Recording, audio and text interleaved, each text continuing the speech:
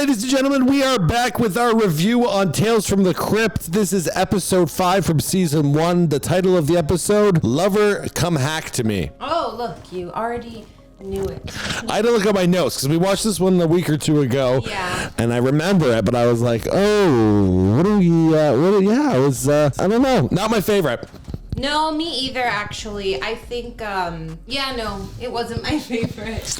I think they have quite a few episodes throughout the seasons that are about lovers and, people gone bad for their lovers. Like a lot of these premises, and this wasn't one of my favorite ones. No, but it did have a good payoff. It did have a good story. It did have actors that we actually recognized. It did have a guy who looked like Fabio. I had to look. That's my first note. I'm like, who is this Fabio lookalike? I need to look up his thing on IMDb. It looks like he's Stephen Shellen. Haven't heard of him, but we do know of Amanda Plummer, who plays Peggy. She's also from Pulp Fiction. Yeah. One of a kind voice. So yeah, when we watched it, Michael's like, oh, we know her. And obviously I knew right away. It's such a one-off. Like, I don't even know what else I would know her from. But, her voice is so eccentric. Like Michael said, one of a kind. You would know it anywhere. From the opening scene in Pulp Fiction, that diner stick-up, which they start the movie and conclude with so famously. And she is so famously annoying because of that voice. Mm-hmm. But I think it's suited perfectly for what they wanted to come across with here. So we have newlyweds, and he's definitely more attractive than her. For that era, he would have been a stud with that Fabio hair. Yeah.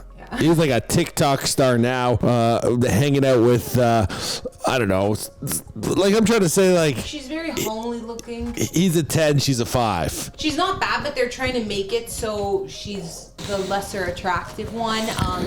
Basically, not really... Yeah, nothing really special in there. Very basic looking, you can say. And they started off, that she has money. Yes, the aunt, as they put them in a car, they're newlyweds. Someone whispers, "Oh, he's clearly with her just for the money." That's obviously the premise. It also becomes something they fight over in the episode. And there's a gun in the car, so it's not only that, it looks like he's gonna kill her as well. Yeah, it kind of starts it off thinking like, okay, this dude's out for some life insurance. He's marrying this chick just to get her. The car does break down. There's a storm, something with a tree in the way. I think that was just to show that there was a gun, I believe. Oh, okay. Something like that.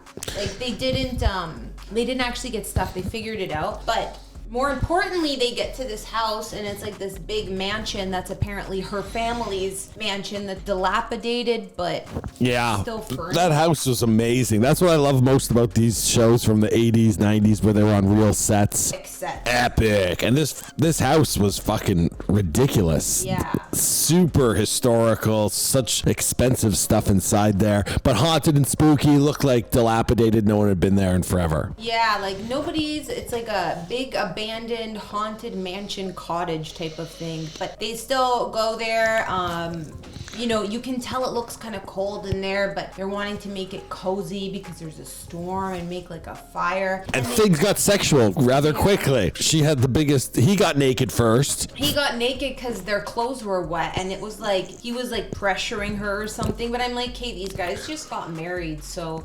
I mean, it's not weird. I think you said, isn't it weird that he took his clothes off? But their clothes were wet. I'm thinking if I got stuck in that storm and you like that feeling of like damp clothes on you, it's so nasty. I mean, and they did get married. He wanted to dry his bum cheeks by the fire. It's not like I haven't gotten naked in our house, but and I think if you're Fabio, you just always want to take your clothes off. You're like, I look better naked. Clothes are just a restriction for what I've really got. And he's gropey. He starts getting hands on with her. And at first she seems to not be that into it, but eventually she becomes the chaotic one in the bedroom, the biggest orgasm. She says she's a virgin. Yeah, she just wanted to take it to the bed. Like, she wanted a romantic setup. She's like, oh, not here. But she had a plan all along, and you start kind of like, catching on with that. She was certain they conceived. She was like, we made it. I have a child. She got it one shot from virgin to pregnant. Yeah, right. Really, that's not very realistic, but in her mind. We're trying to have a baby ourselves, so we know that it doesn't happen that fast. No, not because of that. It's just...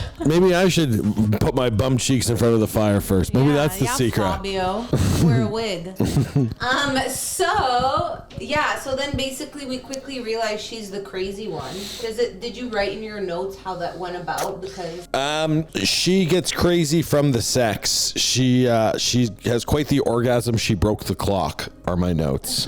Yeah, I remember thinking like, wow, that's some unrealistic sex. She sounds. Now from there, she says we mated. I have a child. Fabio lays in bed. I think he's having a smoke, and she like runs off with another guy. But no, he sees another man. It's just like him, Fabio 2.0, but he's got these back scratches, and we realize that it's a ghost. It's not actually a man. It's maybe her past lover or some other man who's fault. It was not her past lover. It was her mom's. Remember? Dun, dun, dun. So it's basically It was all a dream, though. It turns out Fabio was just having a little bit of some night scares. Yeah, but it was supposed to be foreshadowing what was going to happen to him. I guess he realizes that he's in danger at some point. Oh, and then they foreshadowed this axe that was above the fireplace, which turns out to be her weapon of choice in the end.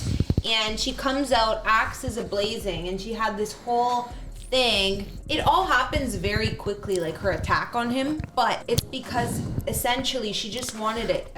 He shoots her, but the bullets, she'd already removed the bullets from the gun. He tried to shoot Yeah. him. Yeah. So but then she swings the axe. She comes out swinging the axe, and we're like, wow, he moved so slowly. He just kind of like it was. That was the best part of the episode. Yeah. That was the best part. Even I would have moved. He just took it. Yeah. Boom. And that was the end of him. But you realize that she did this whole thing because it was her plan all along. It was he might have wanted her money and whatnot, but she had this plan because I guess it's what her mom did back in the day to have her.